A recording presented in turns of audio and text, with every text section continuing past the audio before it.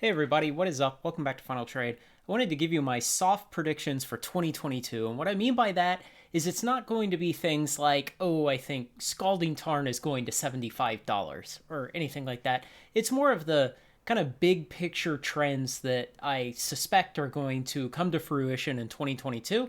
So I can put it in this video and we can come back to it in December and see what happened.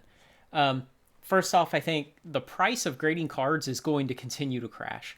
It's already starting to come down a bit, and you had this big kind of super cycle in the grading world, where in 2020 so many people sent off just gobs of junk cards to be graded.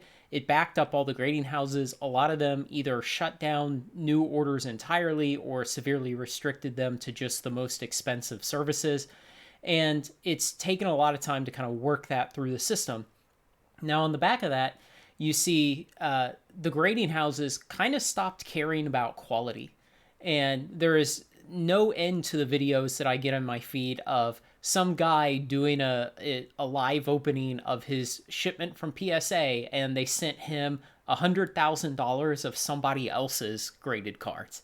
And so, the grading houses are just a mess right now, and all of these effects that come out of this take time to work out. But essentially, the grading houses are kind of pissing off the customers right now, and a lot fewer people are sending in cards to start with. So I think we're going to see that pendulum swinging far back in the other direction. It may take longer than 2022, but maybe in the next 6 to 18 months, I think we'll see $8-10 bulk prices return at some of the grading houses, and even with subgrades. So that's kind of a long-term trend that I see coming. The next thing is, I think there's still going to be a lot of weakness in the current Magic market. And what I mean by current Magic market is sets that have already been released. So everything through Crimson Vow.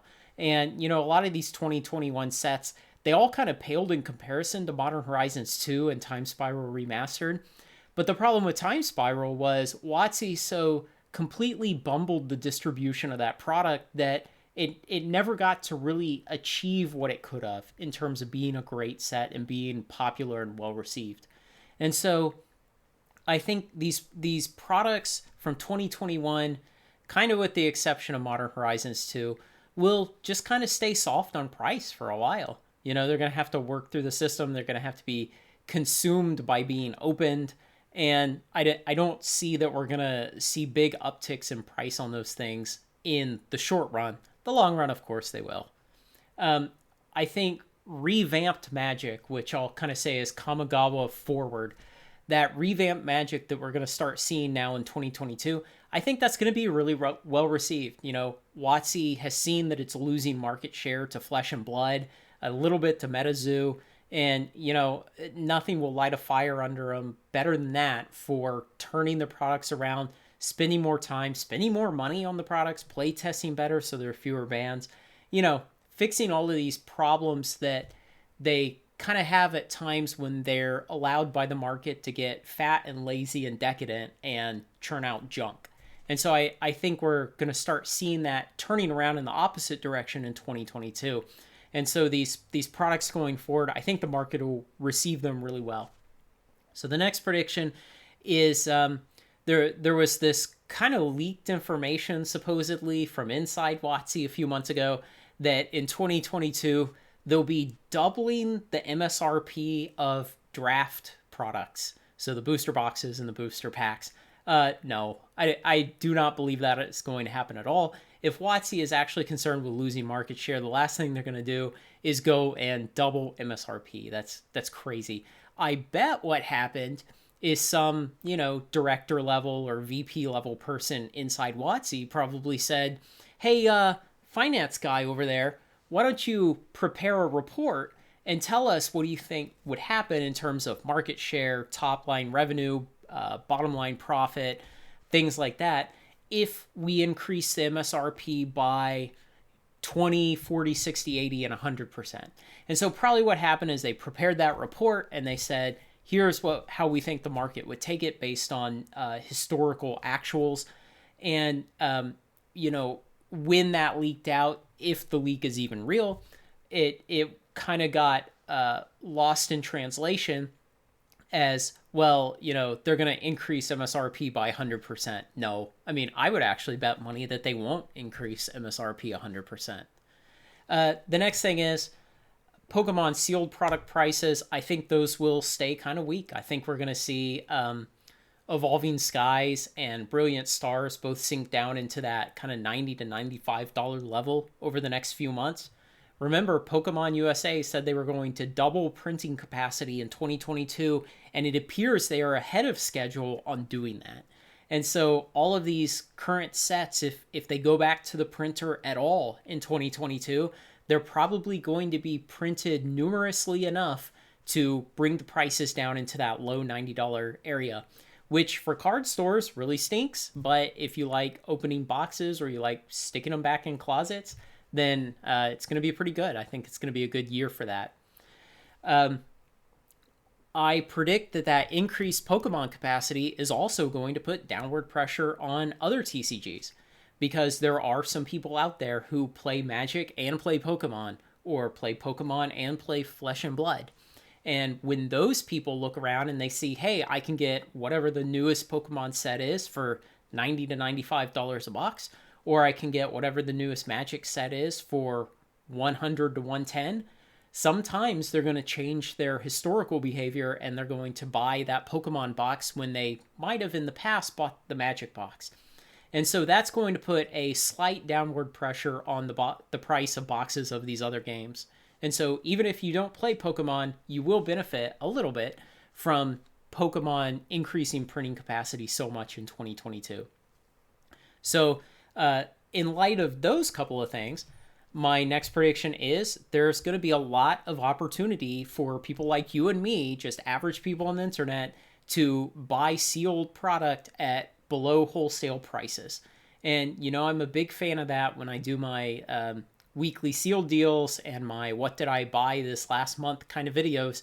I always point out there are a lot of deals to be had at below distributor prices from card stores who just need to move the products, get the capital churning, and take the loss and move on. And you and I can benefit from that a lot. You can't always buy exactly what you want. You can't always get the quantity you want. You might not always get it when you want, but there's a lot of opportunity when a store is selling something below distributor price for you to rightfully look at it and say, how much lower can it really go? I mean, when you're buying something like a Kaldheim collector box in the $130 range, can it really go much lower? Is there a lot of risk here? I don't think so.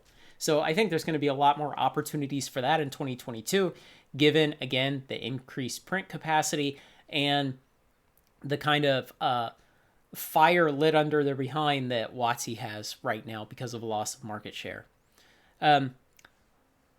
On kind of the similar note with WotC, though, I think they are going to continue in 2022 to just kind of bumble through their relationship with local card stores.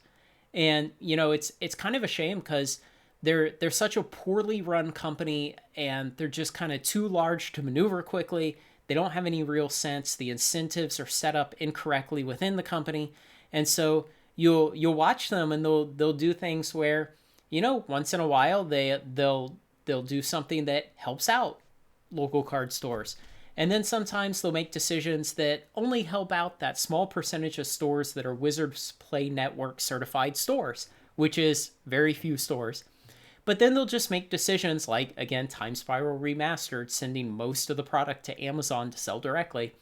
They'll make decisions like that just hurt all the card stores. And I know some people think, oh, well, we can have a vibrant TCG community worldwide with no card stores. We'll just play at our kitchen table. I think that's flat out wrong. Historically, the majority of the community revolves around the card store. Whether you spend a lot of time there or not, that's the reality of it for most people who play. And so, this entire hobby will not exist without card stores.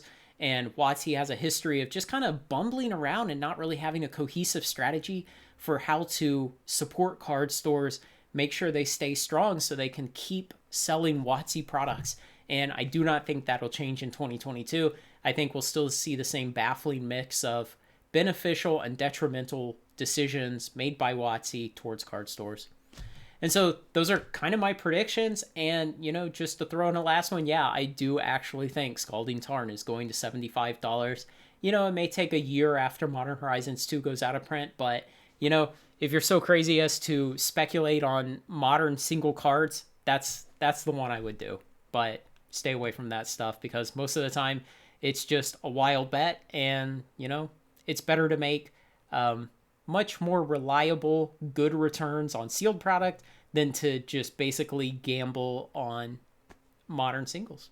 So if you like this kind of thing, like, comment, share, and subscribe. Join me on Final Trade. Hang around this year, and we'll see how many of these guesses come true, how many we're even able to measure at the end of the year. So we'll find out. Thanks a lot.